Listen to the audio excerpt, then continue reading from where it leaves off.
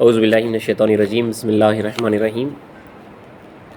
ہم سن رہے ہیں حدود دائرہ کا چوتھا باب، بزرگان سلف کی روزانہ روش زندگی، جس میں جو ہے نظام الاوقات بیان کیے گئے ذکر اللہ کے، جو 5 پہر جو ذکر اللہ کا آپ نے سنا کہ کس طریقے سے بیٹھتے تھے، صبح سے شام تک جو دائرہ میں جو عمل تھا ذکر اللہ کی پابندی کا، اس کے اوپر جو ہے جو کچھ کے اس باب میں لایا گیا وہ ذکر ہوا۔ سلطان اللیل اور سلطان النہار کا ذکر ہوا، پھر نوبت کی اہمیت، اس کی پاسداری، اس کی حفاظت کے اوپر ذکر ہوا۔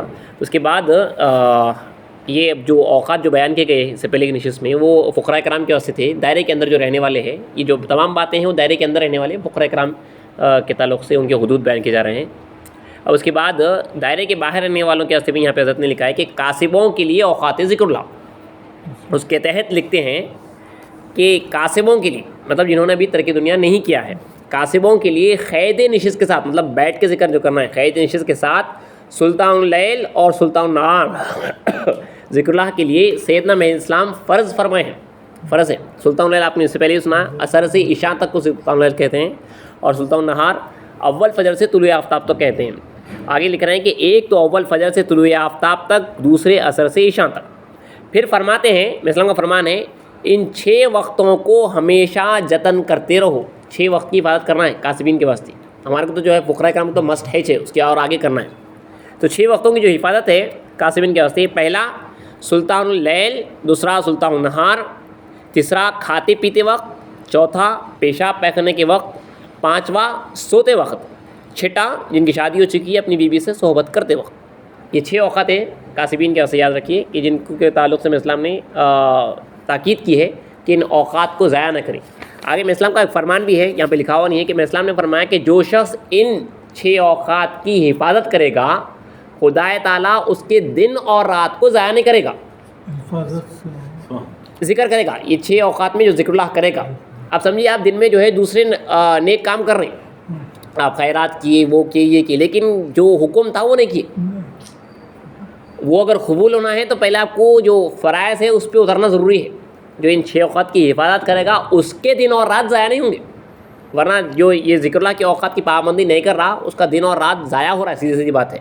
تو 6 اوقات یاد رکھیے، سلطان اللیل، سلطان النہار، کھاتے پیتے وقت، بیت الخلاء گئے وقت، سوتے وقت، اپنی بیوی سے صحبت کرتے وقت۔ پھر آگے میں اسلام کے چند فرامی لکھے گئے ہیں کہ پھر فرماتے ہیں ہر حال رب سنبھال، تم کہیں پہ بھی رہو، کس حال میں بھی رہو، اللہ کے ساتھ رہو، ہر حال رب سنبھال۔ اور ایک اسلام کا فرمان ہے کہ ایک دل خدا کو دیجئے، من مانا سو کیجیے۔ تم دل جو ہے پہلے خدا تعالیٰ کو دے دو، اس کے بعد جو چاہے کرو، کیونکہ اسلام یہی فرماتے ہیں کہ مومن بنو اور کسب کرو، پہلے مومن بن جاؤ۔ تو مومن جو ہوتا ہے وہ اپنا دل خدا تعالیٰ کو دے دیتا ہے۔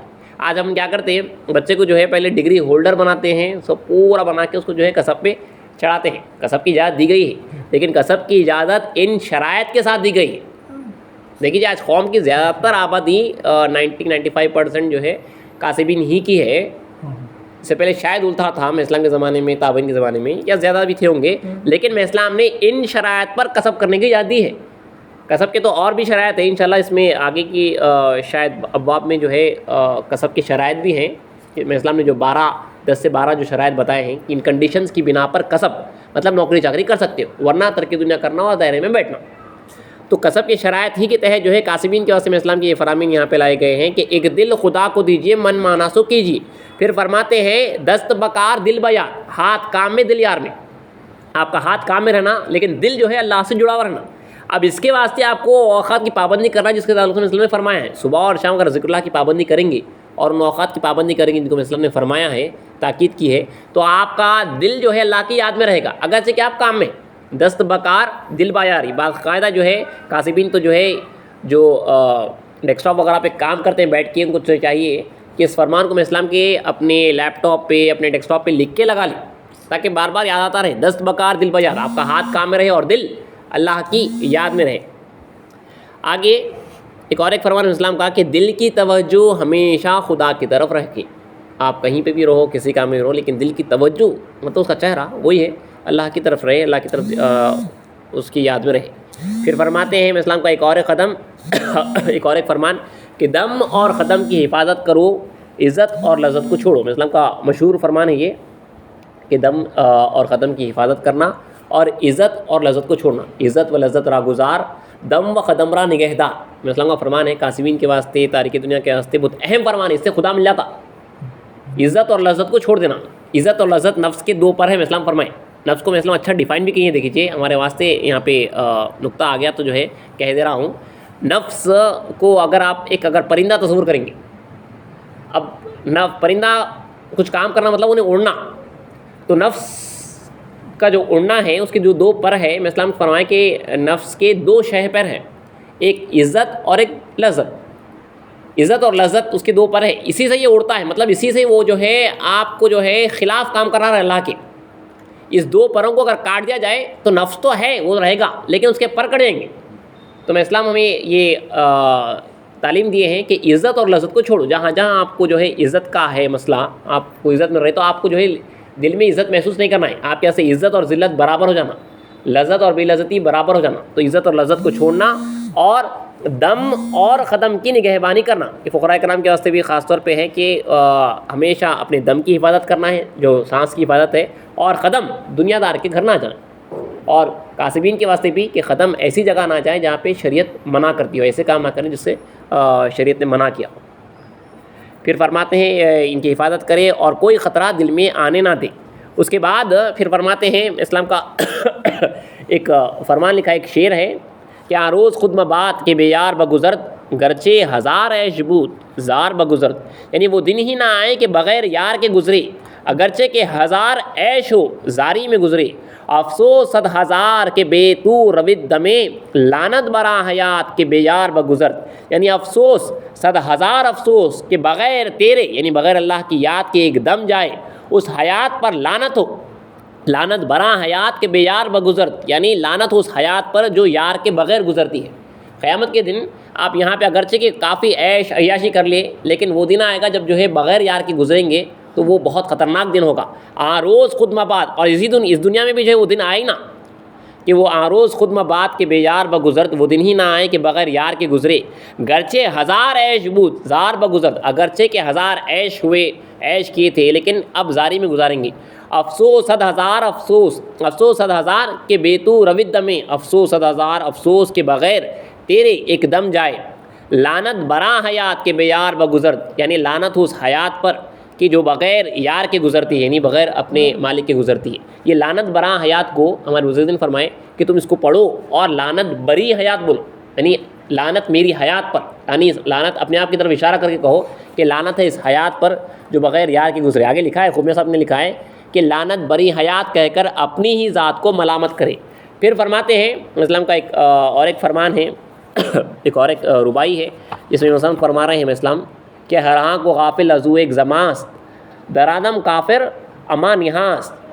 یعنی ہر وہ شخص جو اللہ کے ذکر سے ایک وقت غافل ہے تو اس دم میں کافر ہے، لیکن اس کا کفر پوشیدہ ہے. ایک دم بھی جب اللہ کی یاد کے بغیر جا رہا ہے تو اس وقت اس دم میں وہ کافر ہے، باطناً کافر ہے، لیکن وہ کفر چھپا ہوا ہے. کسے کو غافل پیوستہ باشد در اسلام بروئے بستہ باشد. یعنی اگر یہ غفلت ہمیشہ کے واسطے رہ گئی تو اسلام کا دروازہ اس کے واسطے بند ہو جائے گا. یہ ہمیشہ یاد رکھیے، ہراں کو غافل ازو ایک زماس در آدم کافر استامان ہاس. یعنی وہ لمحہ جو بغیر اللہ کی یاد کے گزرتا ہے اس دم وہ کافر ہے، لیکن وہ کفر چھپا ہوا ہے، باطناً کافر ہے، ظاہراً مسلمان ہے. کسے کو غافل پیوستہ باشد در اسلام بروئے بستہ باشد. یعنی اگر یہ غفلت ہمیشہ کے واسطے رہ گئی تو اسلام کا دروازہ اس کے اوپر بند ہو جائے گا. اور اس کے بعد ذکر اللہ کے بعد یہاں پہ کاسبین کے لیے جو اوقات ذکر اللہ تھے اس کے بعد ایک دو واقعات لکھے ہیں، ایک دو نکات ہے، وہ پڑھ کے چیزیں ختم کر دیتے ہیں. اوقات ذکر اللہ میں خلوت کی اشد تاکید، فقراء کرام کے واسطے خاص طور پہ خلوت بہت ضروری ہوتی ہے ذکر اللہ کے واسطے. تو اوقات ذکر اللہ میں خلوت کی اس قدر تاکید تھی، لکھا ہے کہ سیدنا میں اسلام فرماتے ہیں کہ ایک حجرے میں دو فقیروں کو ذکر اللہ میں بیٹھے ہوئے دیکھو تو ان کو لاٹھیوں سے مارو، کیونکہ طالبان حق کو ایک جگہ بیٹھنے سے احتمال ہے، گمان شک ہے کہ کہیں باتوں میں پڑ نہ جائے. اگر ایک ساتھ بیٹھیں گے تو باتوں میں پڑیں، چاہے وہ باتیں عرفانی یا بیان قرآنی ہی کیوں نہ ہو. یہ باتیں میں جو ہے اللہ کی یاد سے تو غافل کر رہی، کیونکہ نفس دیکھیے شیطان اور نفس اس کو اس کی جو فیلڈ ہے اس میں دھوکہ دیتے رہتے اس کو جو ہے عرفانی باتوں میں، بڑے بڑے باتوں میں بیان قرآن کی باتوں میں بڑے بڑے باتوں میں اس کو لگا دیتے ذکر اللہ کے وقت پہ یہ باتیں نہ کریں. اس لیے میں اسلام کی تاکید تھی جو ذکر اللہ کے اوقات ہیں جو حجروں میں بیٹھتے تھے 2 فقراء ایک ساتھ نہ بیٹھے بلکہ جو ہے تم خلوت اختیار کریں. اور میں اسلام ان کے ثواب سب کے آقا ہیں مرشد ہیں اس لیے میں اسلام فرما رہے ہیں کہ اگر کوئی بیٹھا ہوا دیکھے تو ان کو لاٹھیوں سے مارو کیونکہ طالبان حق کا ایک جگہ بیٹھنے سے احتمال ہے کہ کہیں باتوں میں پڑ نہ جائیں. سیدنا میں اسلام فرماتے ہیں کہ باتوں سے خدا نہیں ملتا خدا ذکر سے ملتا ہے. دائرہ بیلوٹ شریف میں ایک روز نماز مغرب کے بعد صحابہ بیان قرآن کے متعلق باتیں کرنے لگے. عصر سے مغرب تک بیان قرآن ہوا. مغرب کے بعد جانا ہے فوراً حجروں میں ذکر اللہ میں بیٹھ جانا ہے. تو بیان کیا عموماً ہوتا دیکھیے نارملی جو ہے پھر بعد میں ایک چھوٹی نشست ہوتی ہے پھر بیٹھ کے بیان کرتے ہیں ایک دوسرے میں گفتگو کرتے ہیں کہ آج کیا بیان ہوا تھا. تو اسی طرح نماز مغرب کے بعد صحابہ بیان قرآن کے متعلق باتیں کرنے لگے کہ آج خنکار نے اس آیت کے کیا معنی بیان فرمائے. حضرت ثانی مہدی اب مرشد اعلیٰ دور سے دیکھ لی نے بلند آواز سے فرمایا کہ یہ کیا شور و غوغا ہے جاؤ اپنے اپنے حجروں میں ذکر اللہ میں لگ جاؤ. فوراً روک دی. بیان قرآن کے تعلق سے فرما رہے تھے. آگے بندگی میں سید قنوی رضی اللہ عنہ اور بندگی میں شاہ جی رضی اللہ عنہ کے حجرے ایک دوسرے سے ملے ہوئے تھے. یہ اسلام کے زمانے کی بات ہے. بندگی میں سید قنوی رضی اللہ عنہ نے میاں شاہ جی کو پوچھا کہ میاں شاہ جی آج میران جی نے فلاں آیت کے معنی کیا بیان فرمائے ہیں. مغرب کی نماز کے بعد آ کے حجروں میں بیٹھے ہیں حجرے بازو بازو ہے تو بازو سے پوچھا کہ آج میں اسلام نے وہ آیت کے معنی کیا بیان فرمائے ہیں. ابھی جواب نہیں سننے پائے تھے ابھی بندگی میں جواب سنے نہیں لیکن بندگی میں فوراً وہ خیال آ گیا. بندگی میں یعنی توبہ کی استغفر اللہ بھلا یہ وقت ذکر اللہ کا ہے یا باتیں کرنے کا. تو فوراً بندگی میں خود جو ہے روک ڈالے کہ جو ہے یہ غلطی ہو گئی یہ وقت جو ہے باتیں کرنے کا نہیں بلکہ ذکر اللہ کا ہے. اس طرح جو ہے ذکر اللہ کے اوقات کی پابندی کی جاتی تھی یہاں تک کہ اس وقت میں کوئی دینی گفتگو بھی نہیں ہوتی تھی. یہ بات کو یاد رکھیے آپ آگے بھی آپ پڑھیں گے یہاں تک کہ جو ہے مغرب کے بعد جو وقت تھا وہاں پر انصاف نامہ میں لکھا ہوا ہے کہ اس وقت بھی جو ہے قرآن پڑھنے سے بھی منع کیا گیا ہے کیونکہ وہ ذکر کا وقت ہے مغرب سے شام. کیونکہ پورا قرآن کا جو لب لباب ہے وہ اللہ تعالیٰ کا ذکر ہے لا الہ الا اللہ ہے اور اللہ کی ذات تک پہنچنا ہے. تو اسی لیے میں اسلام نے ان اوقات میں کوئی دوسری باتیں قرآن وغیرہ پڑھنے سے بھی منع کیا ہے بلکہ اللہ کی یاد میں آپ کو رہنا ہے. نہیں میں قرآن پڑھتے بیٹھوں گا. میں اسلام نے فرمایا آپ کو اس وقت پہ ذکر اللہ کرنا ہے تو آپ کو ذکر اللہ کرنا ہے. ایک اور ایک واقعہ لکھا ہے کہ روٹی پکانے اور کھانے کی ممانعت اس کے تحت لکھا ہے کہ ایک روز سیدنا مہدی علیہ السلام دائرے میں فقیروں کی حالت دیکھنے کے لیے گشت فرما رہے تھے. دیکھیے مرشد اعلیٰ ہو تو ایسا کہ دیکھ رہے حجرے میں جا کے ہر حجرے میں جا کے دیکھتے تھے کہ فجر کی نماز کے بعد دیکھا کہ بندگی میاں امین محمد اور بندگی میاں یوسف رضی اللہ عنہ دونوں تنور میں روٹیاں ڈال رہے ہیں. امام الاسلام نے حضرت امام دو جہاں نے فرمایا میاں محمد میاں یوسف میاں امین محمد میاں یوسف یہ کام تمہارا نہیں ہے کہ اس وقت روٹیاں پکاؤ. انہوں نے عرض کیا میران جی جاڑے کی وجہ تنور گرم کیا گیا تھا دیکھا کہ یوں ہی ٹھنڈا ہو رہا ہے اس لیے ہم نے روٹیاں گھڑ گھڑ کر ڈال لی. فرمایا یہ وقت پکانے کا نہیں ہے اور کھانا بھی نہ چاہیے. اسلام نے اس وقت بھی روکا ہے. اگر دیکھیے ان کے پاس کیا رہتا تھا کیا نہیں. وہ تنور گرم ہو چکا تھا پانی وغیرہ گرم کرے ہوں گے اس کے اوپر اس کے بعد چونکہ ٹھنڈا ہو رہا تھا روٹیاں ڈال لی تو اسلام نے ان کو منع کیا. فجر کی نماز کے بعد وہ ذکر اللہ کا وقت ہے. تو یہاں پہ جو ذکر اللہ کی حفاظت جو ذکر اللہ کے اوقات تھے جو چوتھا باب تھا بزرگان صلف کی روزانہ روش کا یہاں پہ ختم ہوتا ہے. انشاءاللہ جو اگلا باب ہے بڑا امپورٹنٹ باب ہے فقراء کرام کے واسطے خاص طور پہ 5واں باب دنیا داروں سے بے تعلقی مطلب جو کاسبین سے جنہوں نے دنیا ترک نہیں کیا ہے ان سے جو بے تعلقی رہی تھی اس کے اوپر بڑا اہم یہ باب ہے. انشاءاللہ اگلی سے پڑھا جائے گا.